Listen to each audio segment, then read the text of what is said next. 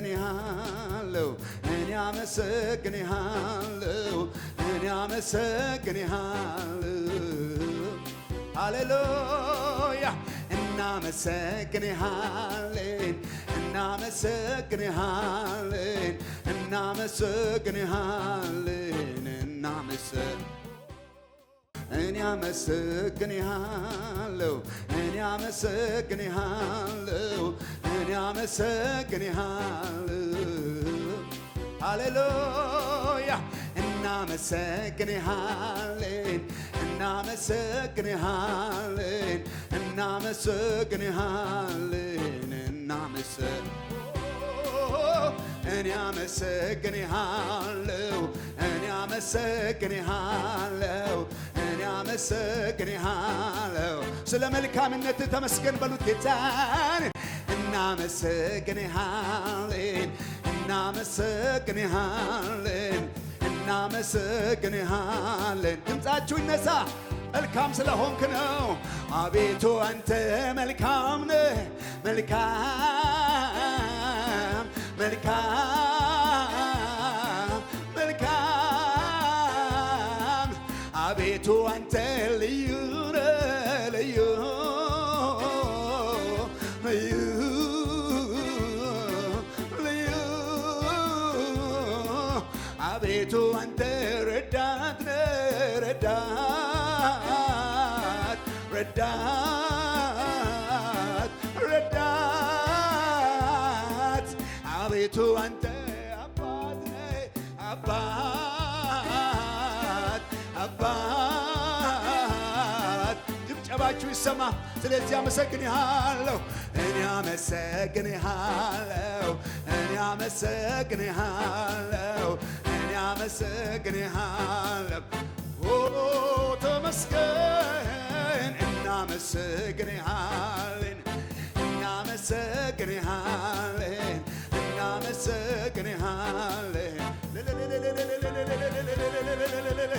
እኔ አመሰግንሃለሁ እኔ አመሰግንሃለሁ እኔ አመሰግንሃለሁ እንደ ህብረተሰብ አመሰግንሃለሁ እናመሰግንሃለን እናመሰግንሃለን እናመሰግንሃለን እናመሰግንሃለን ተመስገን ተመስገን ሃሌሉያ እግዚአብሔር ሆይ እናመሰግንሃለን የትንሣኤው ንጉሥ የትንሣኤው ጌታ ኢየሱስ የኔ ወዳጅ የሕይወቴ አለኝታ የሕይወት ውሃኔ ጥሜን አርክተሃል በረሃው ሕይወቴን ዓለም ልመህዋል ደህንነት አግኝቻለሁ ዕዳዬ ተሰርዟል ኩነኔ በኔ የለም አቤት ፍቅሬ ይህንን አድርጓል ክብር ለስምህ ይሁን ተትረፍርፏል ሰላሜ በደስታ ላምልክ ላመስገን ደግሜ ደህንነት አግኝቻለሁ ደህንነት አግኝቻለሁ ዕዳዬ ተሰርዟል ኩነኔ በኔ የለም አቤት ፍቅሬ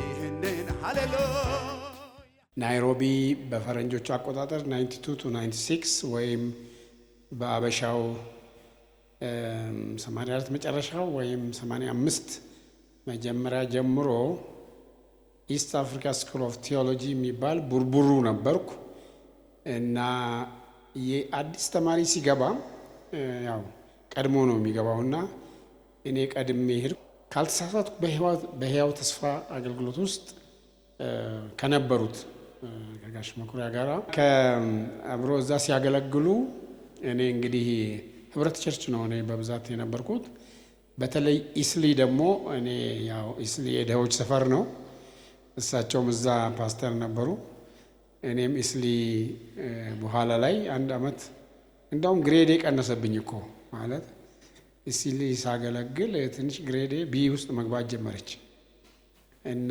ያን ጊዜ ነው የምንተዋወቀው። ከብዙ አመት በኋላ እንደገና ገጽታው አልጠፋኝም። በአንዳንድ ሰው እንግዲህ እግዚአብሔር በሚሰጠው ተሰጥኦ የሚችለውን ሁሉ ማድረግ ያለበት ይመስለኛል። እንደ ጥሪያችን እንደ ጸጋችን በትጋት እንዲነግዱበት አይደለም እንደ አቅማቸውን የሰጣቸው ይላል እኮ። ለአንዱ አንድ ለአንዱ ይሄንን እና ሰጣቸው። የትንሽ የተቀበለው ሰውዬ ለምን እንደቀበረ አልገባኝም። እሱ ነበር እንደውም በጣም መናገር ማብዛት የነበረበት።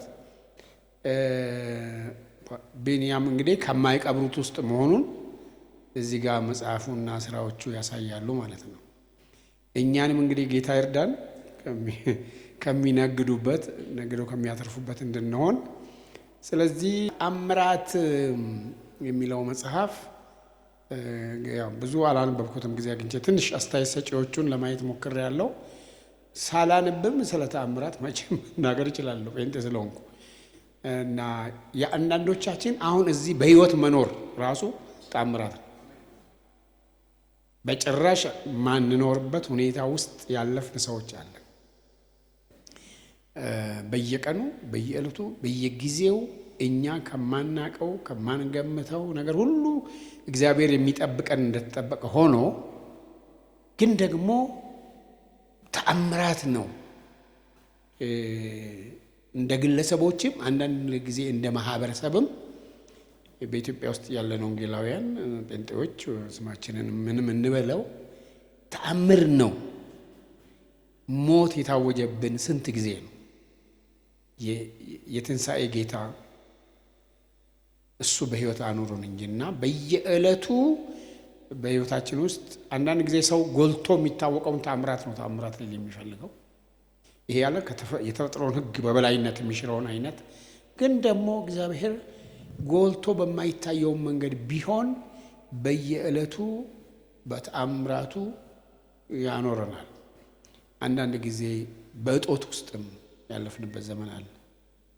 ስናገኝም ስናጣም ስንከበርም ስንዋረድም ባሳለፍነው ነገር ሁሉ የእግዚአብሔር እጅ የእግዚአብሔር ተአምራት።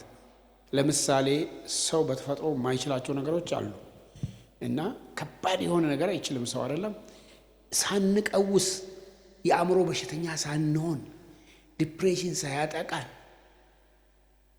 በህይወት መኖራችን ራሱ ተአምር አይደለም? አይ ቲንክ እኛ እግዚአብሔር ዛሬም ሕያው አምላክ ነው፣ በየዕለቱ ተአምራትን ይሰራል የምንል ሰዎች ልናነብም ልናጠናም ከሚገቡ ነገሮች አንዱ እሱ ነው እና ቢንያምን ከዛ ዘመን ጀምሮ ነው የማውቀው። እግዚአብሔር ይባረክ። እንደዚህ አይነቱ ሪማይንድ የሚያደርገን ወይም የሚያሳስበን እግዚአብሔር በልጁ በኢየሱስ ክርስቶስ በምድር ላይ ያደረገውን ተአምር በእንደዚህ አይነት ደግሞ ተጽፎ ምክንያቱም እንደዚህ አይነቱ ጊዜ ብዙ ነገር እዚህ ተገልጿል። ዶክተርም ገልጾታል። የሚካድበት ጊዜ ነው። በተለይ እኔም ለማወቅ የቻልኩት ልንተዋወቅ የቻልነው በናይሮቢ በ80ዎቹ መጨረሻና በ90ዎቹ መጀመሪያ ላይ ነው። እሱንም ነግሮኛል፣ በደንብ አረጋግጦልኛል። እና በዚህ አይነት ሁኔታ በነበረበት ጊዜ በጣም የሚወዳት የተከበረች ሚስቱ አዲስ ዓለም አይደለም እና እንግዲህ እሷም በጣም በትዳራቸው በጣም ግሩም የሆነ ሞዴል የሆኑልን ሰዎች ነበሩ በናይሮቢ አልረሳም። ከዚህም አልፈው ጌታን ለማገልገል ያላቸው ጉጉት በተለይ ቢንያም ሕያው ተስፋ ሬዲዮን ውስጥ ጆይን ከማድረጉ በፊት ያንጃበብ ነበር እና እድል አግኝቶ ፎሎ አፕ የሚባል አለ በሕያው ተስፋ ሬዲዮ ክትትል። በተለይ ብዙ ደብዳቤዎች ይመጡልናል ከኤሪትሪያ ከእንትን ከአረብ ሀገሮች ከመሃል ከዚህ ከሀገር ቤትም ከብዙ ቦታዎች ይጓዛሉ። ያን ደብዳቤ ማኔጅ ያደርግ ነበረ። ወደዛው ወደ ፎሎ አፑ ብቻ ሳይሆን ወደ ፕሮዳክሽንም ቢንያም በመግባት ብዙ በትጋትና በጥንካሬ ግሩም ድንቅ የሆነ ስራ ለኢትዮጵያን ለወገኖቻችን ሁሉ ትልቅ ስራ ያበረከቱ ናቸው፣ በትጋትም ጭምር። እግዚአብሔርን ስለዚህ በጣም ነው የማመሰግነው። በዚህ ሬዲዮኑን በጣም ብዙ ተአምራት የሆኑ ናቸው። ሰዎች ይፈወሳሉ። እንግዲህ እጅ ተጭኖ አይደለም ወይም ደግሞ ትንተብሎ አይደለም። የእግዚአብሔር ቃል ኃይል አለው። መጽሐፍ ቅዱስ በእጃችን ይዘን በሙሉ መጽሐፍ ቅዱስ በእምነት ከተጠቀምንበት ተአምራት በክርስቶስ ብቻ ሲሄድ የተደረገ ሳይሆን የሚያምኑ እነዚህ ምልክቶች ይከተሏቸዋል ይላል አይደለም? ማርቆስ 16 አይደለም? አዎ። ዛሬም ቢሆን ይሄ ያሳሰበኝ ይሄ መጽሐፍ የታተመው መጽሐፍ የሚያሳስበኝ ዛሬም ቢሆን ደጋግሞ የሚናገረው ዛሬም ቢሆን እያንዳንዳችን ከራሳችንም አልፎ እሺ እጃችን ከሰው ላይ ከመጫናችን በፊት እኛ ከታመም የመጀመሪያ እጃችንን መጫን ያለብን እኛ ላይ ነው አይደለም? እና ይሄን ተራራ ተፈንቅለህ ከትሄድ ይሆንላቸዋል እና ተስፋ ቃል የሞላ ይሄንን የሚያነቃቃን መጽሐፍ ነው። ስለዚህ ብንያም እንኳን ደስ ያለህ እላለሁ። በተለይም ደግሞ አሜሪካ በሄድኩበት ጊዜ ከዚህ ጋር አብሮ የሚያካሂደው ነገር አንዱ ምንድነው? የጉበኞች ጸሎት ነው። እና እኔም አንድ ጊዜ ወይም ሁለት ጊዜ ተገኝቻለሁ። በየደሴቱ እየወሰደን አሜሪካን ሀገር ብዙ ስራ ተሰርቷል። እዛ በጸሎት የተደገፈ ተአምራት ነው። እና ስለዚህ በአጠቃላይ የምለው ደግሜ ደጋግሜ የምለው እግዚአብሔር እንደ እኛን ብቻ ተጠቅሞ አልተውም፣ ትውልዱን ሁሉ ይጠቀማል። እና እነዚህ ዛሬ የተነሱት ወጣቶች በምን ተነሱ? ሌላ ነገር ማውራት አያስፈልግም። ፊሎሶፊ ማውራት አያስፈልግም። ቤተክርስቲያን ታሪክ ብቻ ማውራት በቂ አይደለም። መጽሐፍ ቅዱስ የእግዚአብሔር ቃል አለን፣ ሕያው ነው፣ ይሰራል። በእምነት ለሚያምን ሁሉ ይቻለዋል። አሜን። ክብር ለኢየሱስ ይሁን። ይሄ መጽሐፍ ዛሬ እዚህ ቁጭ ብሎ እንኳን በማየታችን የሚያሳስበን እኔ የማወራውን ነገር ነው። በቃ ይሰራል። ዛሬ እዚህ የተሰበሰብነው እንግዲህ ቅድም እንደተጠቀሰው የወንድሜ ቢንያም አክሎግን የስራ ውጤት ለመመረቅ ብቻ ሳይሆን በሰው ልጅ ታሪክ ውስጥ የማይጠፋውንና የማይለወጠውን የመለኮት አሻራ በጋራ ለመመልከትም ጭምር ነው። በጽሁፍ ብቻ ሳይሆን የተሰጠ የሆነባቸው በተለይ ለትውልድ የሚያዘጋጃቸው እነዚህ ፊልሞች፣ መጽሁፎች ከዚህ ባለፈ በጣም የሚገርመኝ አንድ ነገር አለ። የምደነቅበት ዋነኛ ትጋቱ በእነዚህ ስራዎቹ ብቻ ያልተጠመደ በጸሎት በብርቱ የሚተጋ ሰው ነው። ምክንያቱም የተወሰነ ነገር አብረን የምንካፈላቸው ስርዓቶች ስላሳለፍን። ስለዚህ ይሄ መጽሐፉ ወደ መጽሐፉ ስመለስ መጽሐፉ ታምራቶችን ዝም ብለው እንደሚከናወኑ አስደናቂ ድራማዎች አይደሉም። የሚናገረው ስለ ድራማ ሳይሆን የእግዚአብሔርን ጣልቃ ገብነት ነው። መለኮታዊ መታወቂያ የእግዚአብሔር ማተም የሚደረግበት መሆኑን ነው እዛ ውስጥ የሚገልጸው። መጽሐፉ ከዘፍጥረት ጀምሮ እስከ ዛሬ ድረስ ያልተቋረጠ የእግዚአብሔር ተአምራት የሚዳስስ ሲሆን ፍርሃትንና ጥርጥር በነገሰበት በዚህ ዘመን በእምነት ጸንተን እንድንኖረን የሚያበረታታ ድንቅ ስራ እንደሆነም ተመልክቼዋለሁ። ይህ ቢንያም አክሎግ ያሳተመው ተአምራት የማይጠፋው የፈጣሪ አሻራ የሚለው እስከ ዳግም ምጽአት እንደሚኖርም ይጠቁመናል። ስለ ተአምራት ታሪካዊ ትርጓሜ፣ ታሪካዊ መሰረት፣ ወቅታዊ አገልግሎት ጥልቅ የሆነ የክርስትና ስነ መለኮት ትንታኔም ያቀርባል። ከመጽሐፉ ይዘት በመነሳት የተዘጋጀው ስነ መለኮታዊ ትንታኔ በጥቂት ለመመልከት ዋና ዋና ነጥቦችን ለማየት ሞክሬያለሁ። የተአምራት ምንነት መለኮታዊ ትርጓሜ ብለን የምንለው አንደኛ መጽሐፉ ተአምራቶች ዝም ብለው የሚደረጉ አስደናቂ ትርኢቶች በፊት እንደተናገርኩት የሰው ትኩረት ወደ እግዚአብሔር ማንነት ወደ መንግስቱ ማምጣት የሚጠቁም ምልክት ነው፣ ሳይን ነው ብሎ ይላል። ተአምራት ማለት እግዚአብሔር ብቻ ማድረግ የሚችለው ነገር ግን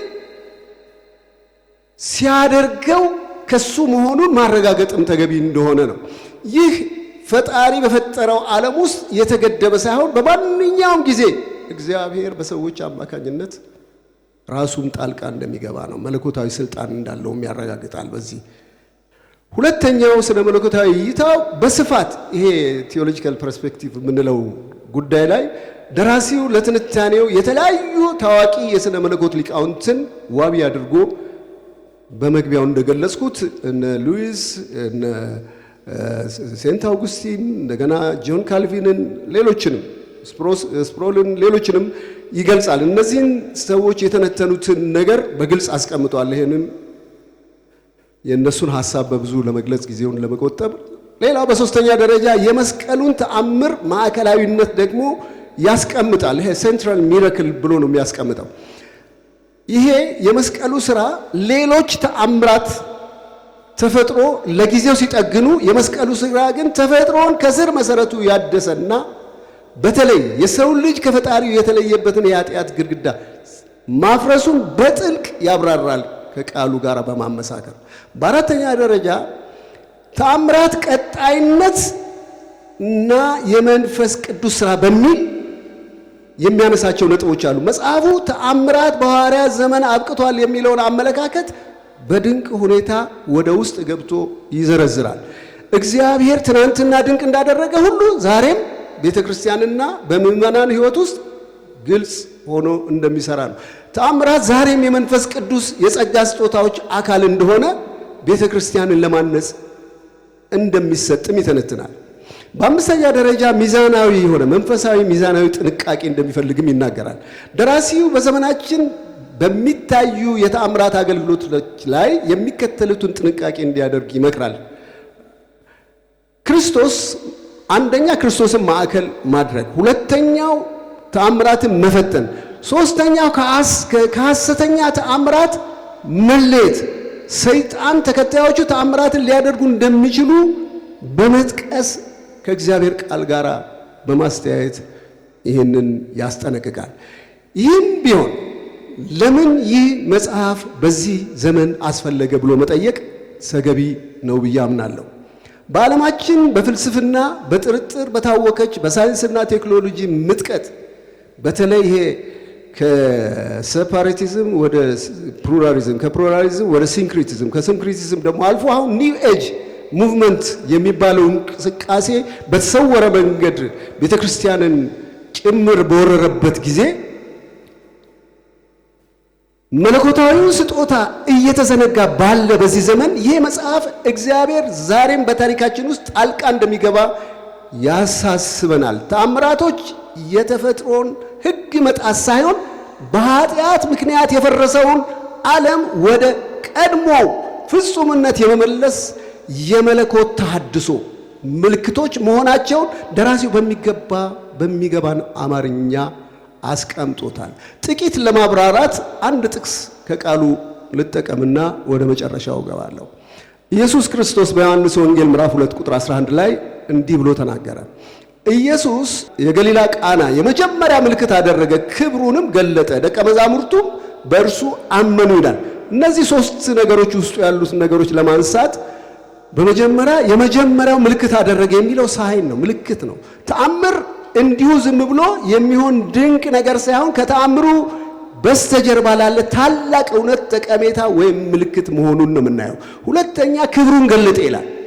ይሄ the glory of God እዛ ቦታ ላይ ተአምራት በተደረገ ጊዜ የመጨረሻው ግቡ የተወሰነ ትኩረት መሳብ ሳይሆን የሚታየው የእግዚአብሔር መለኮታዊ ክብርና ማንነቱ ለዓለም መገለጡ ነው። በሶስተኛ ደረጃ ደቀ መዛሙርቱ በእርሱ አመኑ ይላል። it's related with faith ከእምነት ጋር የተያያዘ ነው። ተአምራት በሰዎች ልብ ውስጥ እውነተኛ እምነትን መለወጥ የሚያመጣና መለኮታዊ መሳሪያ ሆኖ የእግዚአብሔር ፍርሃት እንዲኖርም የሚያደርግ ነው።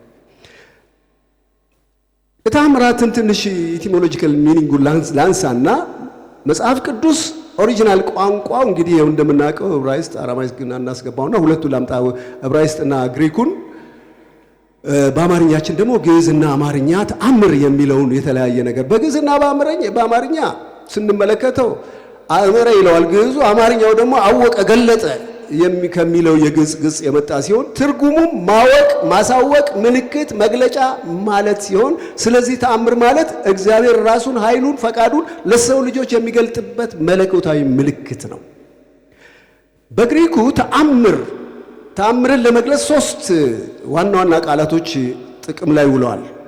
የመጀመሪያው ሲሚዮን የሚለው ወይም ሳይን በእንግሊዝኛው ምልክት ማለት ሲሆን ከተአምሩ ጀርባ ያለው ታላቅ መለኮታዊ እውነት ወይም መልእክት ያመለክታል። ሁለተኛው ደግሞ ዱናሚስ የሚለው ፓወር ኃይል የሚለው ነው። ተአምራት ማለት ከተፈጥሮ በላይ የሆነ የመለኮት ድንቅ ኃይል ስራ እንደሆነ ነው የሚያሳየው። ሶስተኛው ደግሞ በሶስተኛው ሚኒንግ ትርጉሙ ቴራስ ይለዋል። ይሄ ወንደር ወይም ድንቅ ማለት ነው። ክስተቱ በሚያዩ ሰዎች ላይ የሚያሳድረው መደነቅ፣ መፈራትን ያመለክታል። ስለዚህ ሌላው እንግዲህ በመጨረሻ ማነሳው የተአምር ስነ መለኮት ባህሪ ትንሽ ልናገርና ጨርሳለሁ። የመጀመሪያው ከተፈጥሮ ሕግ በላይ ነው። ሱፐርናቹራል ኢንቬንሽን ነው ተአምር። ይሄ የሰው ፍላጎትና የሰው ኢንትረስት አይደለም። ሁለተኛው ዓላማ ተኮር ነው።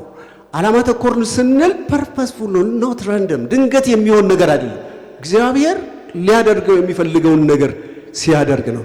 እንግዲህ ሌሎችን ብዙ ዝርዝሮችን ማንሳት ይቻላል፣ ግን በዚሁ አጭር ለማድረግ ጊዜውም በአጠቃላይ በስነ መለኮት ወይም ቴዎሎጂካል ኢንተርፕሬቴሽን ውስጥ ብዙ አልገባም። ተአምር ማለት የማይታየውና ዘላለማዊ የእግዚአብሔር መንግስት በሚታየው በየትኛው በጊዜያዊ የሰው ልጅ ታሪክና ፍጥረት ውስጥ ገብቶ ራሱን የሚገልጥበት የመለኮት አሻራ ነው። ተአምር ዋናው ግቡ አምሳሉን ወደ ፈጠረውና ወደ አዳኙ ወደ ኢየሱስ ክርስቶስ ሰዎችን የሚመራ ነው።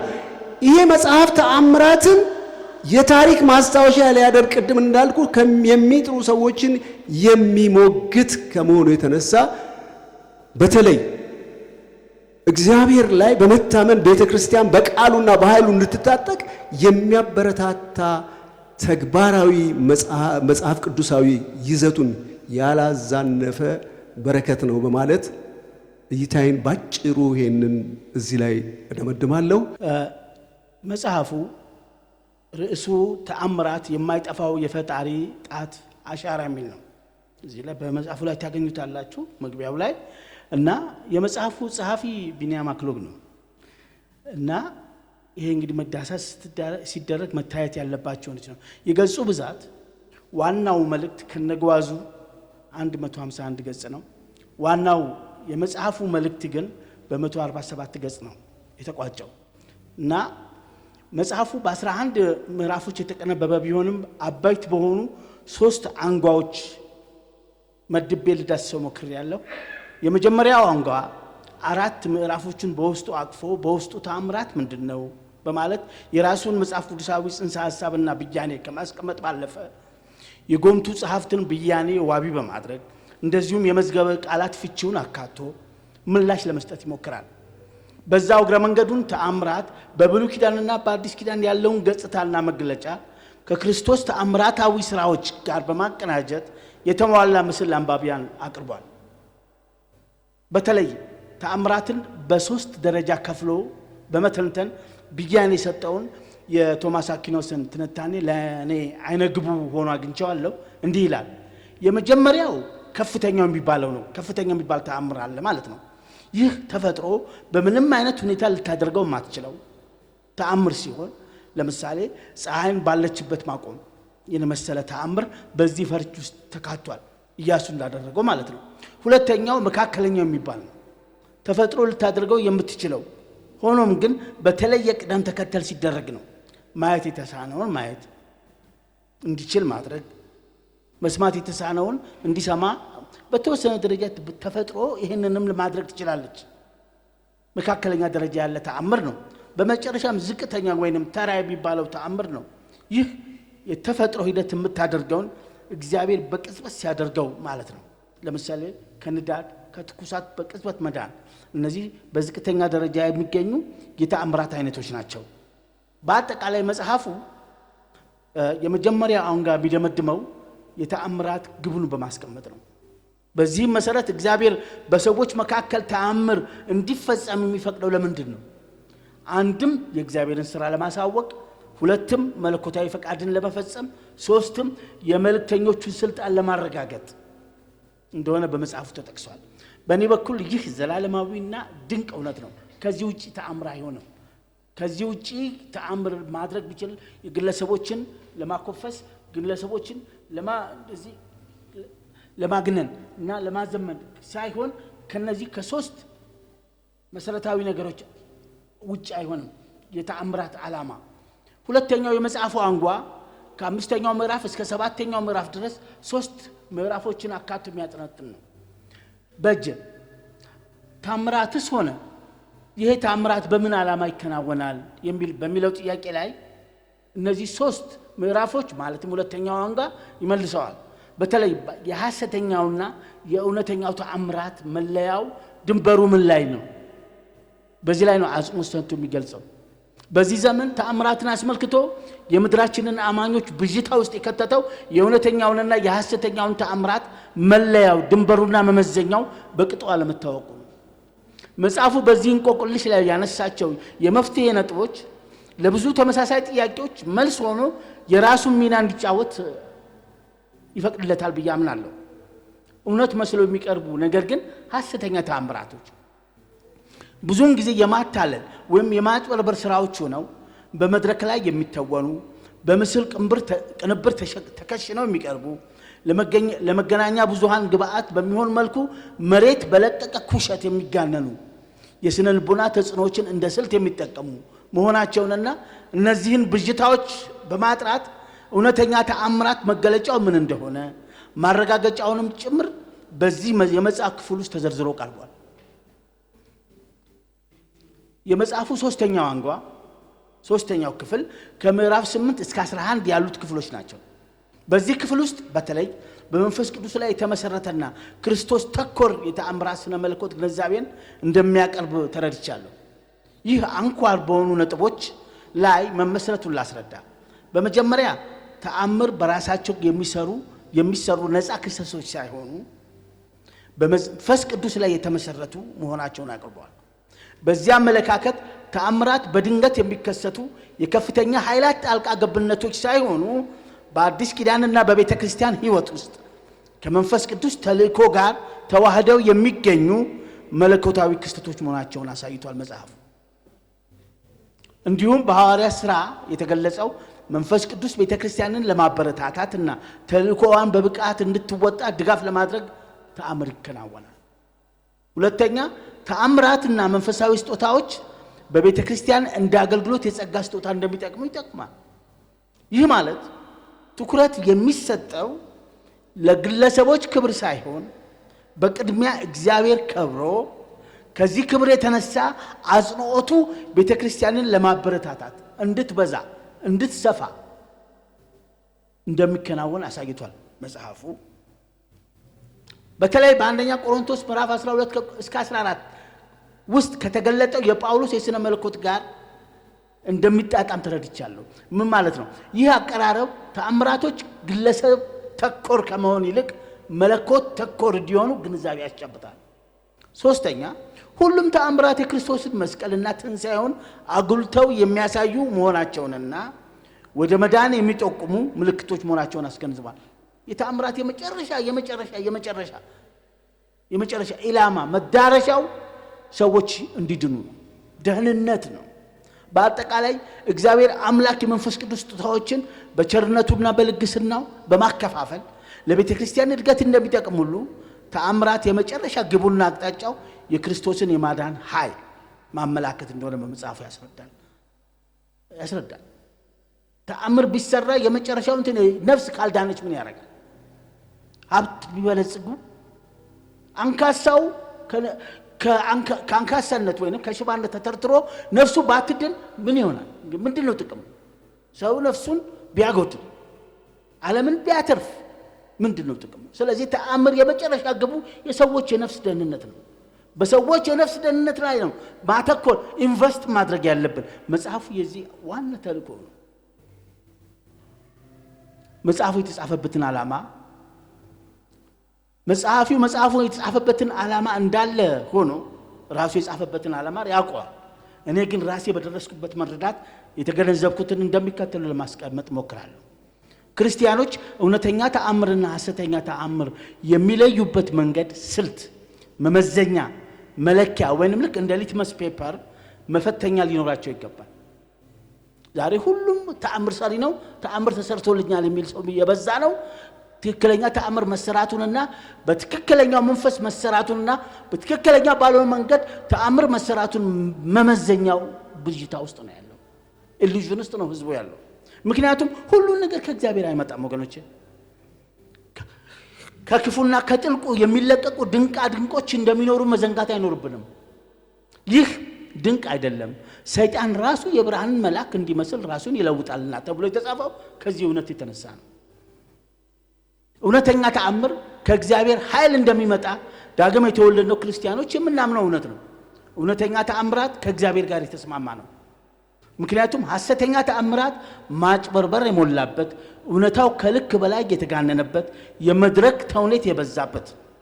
በማቴዎስ ወንጌል 7:22-23 ውስጥ ኢየሱስ በስሙ ተአምር የሚያደርጉ ሰዎች እንኳን እውነተኛ አማኞች ላይሆኑ እንደሚችሉ ያስጠነቀቀውም ለዚህ ነው።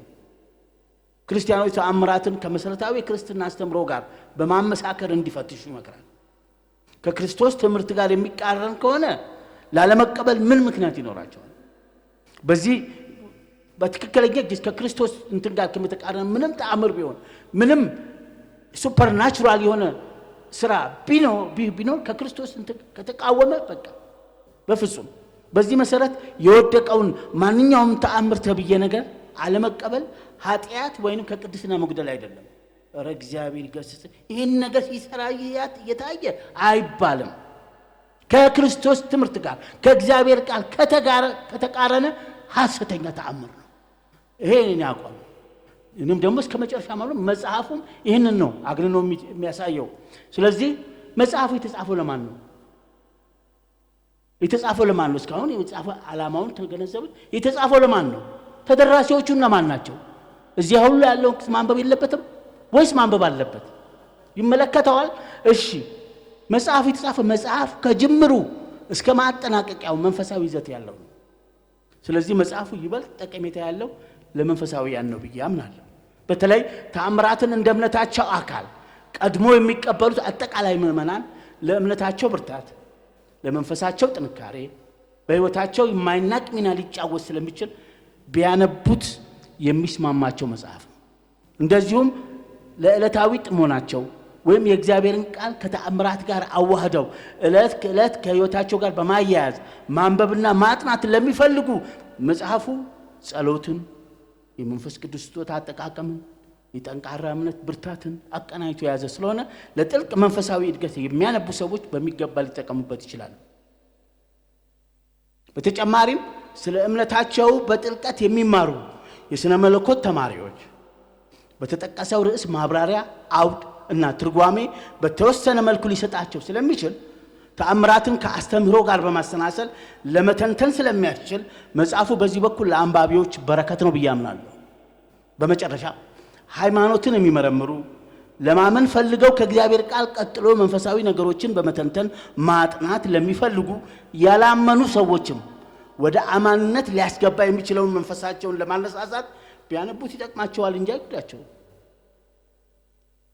በመጽሐፍ ውስጥ የዋቢ መጽሐፍትና የምሳሌዎች አጠቃቀም አሁን ሊትራሪ አናሊሲስ ነው፣ ዳሰሳ ነው እያደረኩ ቀጥሎ። ይሄ ምንድነው? መጽሐፍ በሚጻፍበት ወቅት ሌሎችም ከዚህ በኋላ የሚጽፉ ሰዎች አጠቃላይ መገለጫዎችን በዝርዝር እንዲያስገነዝቡ በማድረግ ምሳሌዎችና ማስረጃዎች እንዲሁም የሌሎችን የሐሳብ ድጋፍ ማቅረብ የተለመደና እጅግ የተፈተነ ስልት ነው። ሁለት ምሳሌዎች ከአንድ ምሳሌ ይልቅ ነገርን የበለጠ ጥርት አድርገው ማሳየት ይችላሉ። ከዚህ አንጻር ጸሐፊው ቢንያም በዚህ መጽሐፍ ውስጥ ከተለያዩ መጽሐፍቶች ያነበባቸውን ቁም ነገሮችን በማዋጣት ለተነሱት ሐሳቦች ማዳበሪያን በማድረግ በሚያስገርም ሁኔታ ተጠቅሞባቸዋል። እውነቴን ነው፣ ጓደኛዬ ስለሆነ አይደለም፣ ተገርሜያለሁ። በተጨማሪም ነገሮችን አጉልተው ሊያሳምኑ የሚችሉ ምሳሌዎችንና ታሪኮችን ተጠቅሟል። ይህንን እውነት መጽሐፉን ስታነቡ ታገኙታላችሁ። መጽሐፉን በሂስ አይን እንደቃኘ ሰው ስነ ጽሑፋዊ አቋሙን እንደሚከተሉ ማስቀመጥ ወዳለሁ።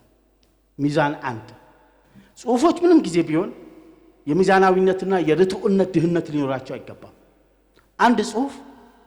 አንድን ጽሑፍ ርቱዕ አድርጎ ለማቅረብ ጽሑፉ የያዘው መረጃ ጥራዝ ነጠቅ ሳይሆን የተሟላ፣ የሚያነሳው ነጥብ አግባብ ያለው፣ ታማኝነቱ የማይጠረጠር፣ ቀጥተኛና የማያንበቻበች ሊሆን ይገባል።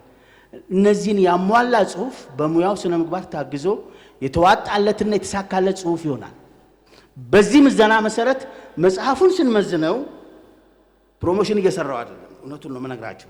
በቅድሚያ የምዕራፎች ቅደም ተከተል፣ የንዑስ ርዕሶቹ መለጣጠቅ፣ በመቀጠልም በዛው ልክ ሐሳቦች ቦይ እንደተዘጋጀለት ውሃ መፍሰሳቸው የመጽሐፉን ሚዛናዊነትና ርቱዕነት በሚገባ የሚመሰክሩ ናቸው። ስለዚህ በመጽሐፍ ውስጥ ይህ መርህ እንደተጠበቀ ስለነበር ሐሳቦች በቅደም ተከተል ህብራቸውን ጠብቀው በመፍሰስ ሊተላለፍ የሚገባው እውነት ሲያስጨብጡ ተመልክቻለሁ። ወደ መጨረሻው ልሂድ። ሌላውን ለሱ ነግረዋለሁ። ከወንድሜ ብንያም ጋር የምንተዋወቀው በባዕድ ምድር በአንድ አገልግሎት ቀመር ውስጥ ነው። አገራችን የኮሙኒስት ርዕዮተ ዓለም ተከታይ ሆና እምነት እንደ ወንጀል በሚቆጠርበት ዘመን የሀገራችን ህዝብ በወንጌል ለመድረስ ከተወሰደው ስልት ዋንኛው ከሀገር ውጭ ሆኖ ወንጌልን በአጭር ሞገድ ሬዲዮ ማስተላለፍ ነበረ። እኔም በውጭ የነበረኝን ትምህርት ካጠናቀቅኩ በኋላ ወደ ሀገር ቤት ከመመለሴ በፊት ለተወሰኑ ዓመታት በሕያው ተስፋ ሬዲዮ ጣቢያ ከጋሽ መንኩሪያ ጋር በመንፈሳዊ ፕሮግራም ዝግጅት ውስጥ ቆይቻለሁ። በዚህ ወቅት ወንድሜ ብንያም አድማጮች ለሚጠይቁት ጥያቄ በደብዳቤ መልስ በመስጠት ያገለግል ነበር። ከዚያ በፊት የነበረውን የሥነ ጽሑፍ ልምድ ባላቅም እኔ እንደገባኝ ለሥነ ጽሑፍ ዝንባሌ እጁን ማሟሻ አድርጎ የተጠቀመው ያንን አገልግሎት እንደሆነ አስባለሁ። ለብዙ ጥያቄዎች መልስ በመስጠት በመለማመዱ ለሰዎች መልስ ሊሆኑ የሚችሉ እንቆቅልሾችን ለመፍታት ጥረት ሲያደርግ አይቻለሁ። ዛሬ ይህንን የመጽሐፍ በረከት የእርሱ ብዕር ትሩፋት ሆኖ ሲደርስ ስለ ወንድሜ ብርታትና ትጋት እግዚአብሔር አምላክን አመሰግናለሁ። ለማንኛውም ይህ መጽሐፍ የመደምደሚያ ሳይሆን የበለጠ የምታፈራበት እንዲሆን እንዲሁም ሌሎችንም ትሩፋቶች እንድታበረክትን የሚያስችልህ የመስፈንጠሪያ ማማ ስፕሪንግ ቦርድ ነው የሚሉት መስፈንጠሪያ ማማ እንዲሆንልህ ምኞቴም ጸሎቴም ነው። በድጋሚ ወንድሜ ብንያም እንኳን ደስ አለ። ክብሩ ለአምላካችንና ለመድኃኒታችን ለኢየሱስ ክርስቶስ ይሁን። በጥሞና ስላዳመጣችሁኝ አመሰግናለሁ። ተባረኩ። በመጀመሪያ ይህን ታምራት የተሰኘውን መጽሐፍ እንዲጸነስ ተጽፎም ለህትመት ብርሃን እንዲበቃ ጥበብን የለገሰኝ የረዳኝን ልዑልን እግዚአብሔር ስም ከፍ ከፍ አደርጋለሁ።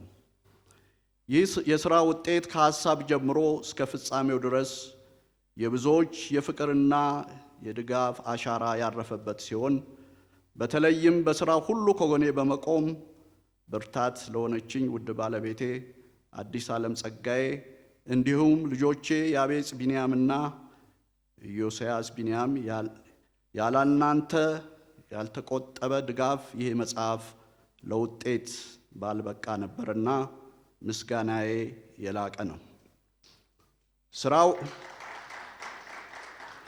ስራው ከተጀመረ አንስቶ በጸሎት በምክር ካልተለዩኝ እህቶቼ ሉሊት አክሎግ፣ ሂሩት አክሎግ፣ መስከረም ጸጋዬ እንዲሁም መጋቢ ነጋሽ ወልዳ ማኔልና የሲያትል ጆቫ ራፋ የጸሎት ህብረት ከልቤ አመሰግናለሁ።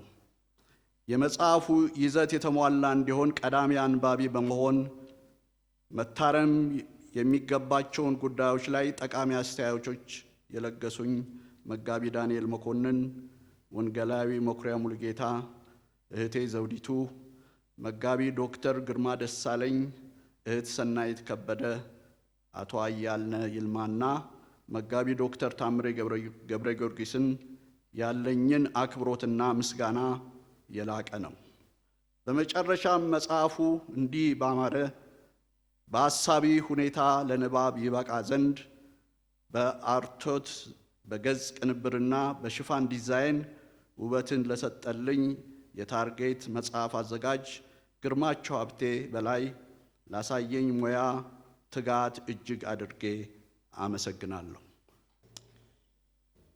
አቤቱ የዘላለም አምላክ እናመሰግንሃለን። ቅዱሳት መጻሕፍት ተጽፈው ተሰጥተውን እስከ ዛሬ እንጠቀማለን። ምንም እንኳን በዛ ደረጃም ባይሆን ከነዛው መጻሕፍት አሁን እኛ ያገኘናቸው ዕውቀቶች ወንድማችን ፓስተር ቢንያም ቃል ላይ ተመስርቶ ቀደም ተከተሉን ጠብቆ ከስነ መለኮት ይዘቱ ሳይዛነፍ የቃልን እውነት በዚህ መጽሐፍ የአንተን ተአምራት ሰሪነት የአንተ ጣት ሁልጊዜ በሕይወታችን እንደሚያስፈልገን የሚያሳየን መጽሐፍ በስምህ እንባርከዋለን። ለሕዝብህ ጥቅም ለአንተ ክብር ይሆን ዘንድ አቤቱ እግዚአብሔር ሆይ በአንተ ስም ይህን መጽሐፍ ባርከን ለይተን ለሚያነቡ ሰዎች ሁሉ አንተን ለሚያውቁ አንተን እንዲያውቁ፣ ለሚያውቁ እምነታቸው እንዲጠነክር፣ በፈተና ውስጥ ተስፋ በመቁረጥ ውስጥ ላሉ ተአምራት ሰሪ መሆንን እንዲያውቁ እንዲያስችላቸው በዚህ ጊዜ በስም እንባርካለን፣ አሳልፈን እንሰጣለን። በጌታ በኢየሱስ ስም አሜን። ብዙ መጽሐፎች ተጽፈዋል። ብዙ እየተጻፉ ነው፣ በውጭም በዚህም። ጋሽ መኩሪያ የሚናገር ነበር፣ ወንጌላችን በድንቅ በተአምር መሰበክ አለበት። የእግዚአብሔር ስም ብሩክ ይሁን። እኔም ይሄንን ዝም ብዬ አይደለም የጻፍኩት። ጋሽ መኩሪያ በደንብ ተናግሯል። ያደጉበት ዘመን የተአምራት ዘመን ነበር። የነጋሽ ዳንኤል ተአምር ኖርማል ነበር። ስለዚህ ጸሎቴ እሱ ነው ወገኖች ሆይ እግዚአብሔር ተአምር እንዲሰራ፣ በሕይወታችን ተአምር እንዲሰራ፣ በምድራችን ላይ ተአምር እንዲሰራ፣ ይሄ ነው ጸሎቴ። እግዚአብሔር ስም ብሩክ ይሁን። ሌላ ነገር ካለንበት ሊያወጣን የሚችለው የእግዚአብሔር ጣት ብቻ ነው፣ የእግዚአብሔር ተአምር ብቻ ነው። ስለዚህ በዚህ መጽሐፍም በተቻለ መንገድ ያስቀመጥኩት ሐሳብ አንድ ሐሳብ ነው። በብዙ የረዱኝ ሰዎች ስላለ ነው እንጂ የኔ መልእክት አንድ ነው። እግዚአብሔር ዛሬም በተአምሩ እንዲሰራ ለኢትዮጵያ የእግዚአብሔር ጣት ያስፈልጋል። እግዚአብሔር ስም ብሩክ ይሁን። እጆቻችንን ወደ ላይ አድርገን ለኢትዮጵያ እንጸልያለን፣ ለምድሪቷ እንጸልያለን፣ ለምርጫው እንጸልያለን። በምስራቅ በምዕራብ እግዚአብሔር ጦርነትን ይሽራል። እግዚአብሔር ጦርነትን ይሽራል። The name of Jesus Christ, the name of the Lord። ለብዙ ዓመት ስለ ኢትዮጵያ ጸልየናል ወገኖች ሆይ እግዚአብሔር ድንቅ ያደርጋል። እግዚአብሔር ድንቅ ያደርጋል በኢትዮጵያ ላይ። በኢትዮጵያ ላይ የምንናገረው ፕሮስፐሪቲ ነው፣ ፈውስ ነው የምንናገረው በኢትዮጵያ ላይ፣ በሕዝቡ ላይ። in the name of the Lord, in the name of Jesus Christ። ይሰበር፣ ጦርነት ይሰበር፣ ዘረኝነት ይሰበር፣ በቸርች ውስጥ የገባው ፖለቲካ ይሰበር። እግዚአብሔር እንደገና እሳቱን ወደዚች ምድር ያምጣ፣ እሳቱን ወደዚች ምድር ያምጣ፣ ወደ ኢትዮጵያ ያምጣ። እጆቿን ወደ እግዚአብሔር ትዘረጋለች ተብሏል። in the name of the Lord።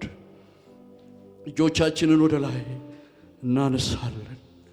የእግዚአብሔር ፕሬዘንስ፣ የእግዚአብሔር ክብር በኢትዮጵያ ላይ ይምጣ፣ በኢትዮጵያ ላይ ይምጣ፣ በኢትዮጵያ ላይ ይምጣ። ተአምር ይሁን በዚህ ምድር። እግዚአብሔር በኢትዮጵያ ላይ ተአምር ይሁን።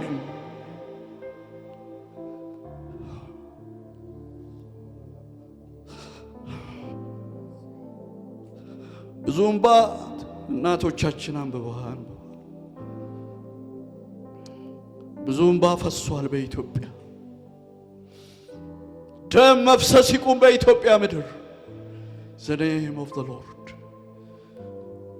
የጨለማ ኃይል ይመታ፣ ክፉ ይመታ፣ በኢየሱስ ስም የተመታ ይሁን።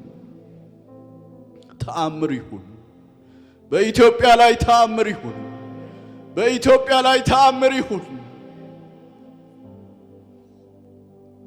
እግዚአብሔር ስም ብሩክ ይሁን። እኔ አመሰግንሃለሁ፣ እኔ አመሰግንሃለሁ፣ እኔ አመሰግንሃለሁ። ሃሌሉያ እናመሰግንሃለን፣ እናመሰግንሃለን፣ እናመሰግንሃለን፣ እስከማስታውሰው ኬንያ ነው ትልቁ ግንኙነታችን። ኬንያ እንመላለስ ነበረ። ዶክተር ቤተ ለአገልግሎት እየጋበዘን ከፓስተር ሞኩሪያ ጋር አብሮ ይሰራ ነበረ እንደማውቀው። እዛ ላይ ነው ሞር ግንኙነት እየጀመር ነው። ከዛ በኋላ ወደ ዋሽንግተን ሲያትል ገብቶ እንዲሁ አገልግሎት እንዲሰጥ እንደሆነ ሚኒስትሪ እንዳለው ሰምቻለሁ። እኔንም ደግሞ ፈውስን በሚመለከት የሆነ እንዲሁ አንዳንድ በኢንተርቪው መልክ ይሁን በምን አሁን አላስታውስም አይቻለሁ። ምንድን ነው እሱ ጽሁፉንም ሳይ መጽሐፉንም ሳይ ትልቅ ጸጋ አለው። የስነ ጽሁፍ ትልቅ ጸጋ አለው ነው። አጻጻፉን አቀማመጡን ሳይ ነገሮችን በደንብ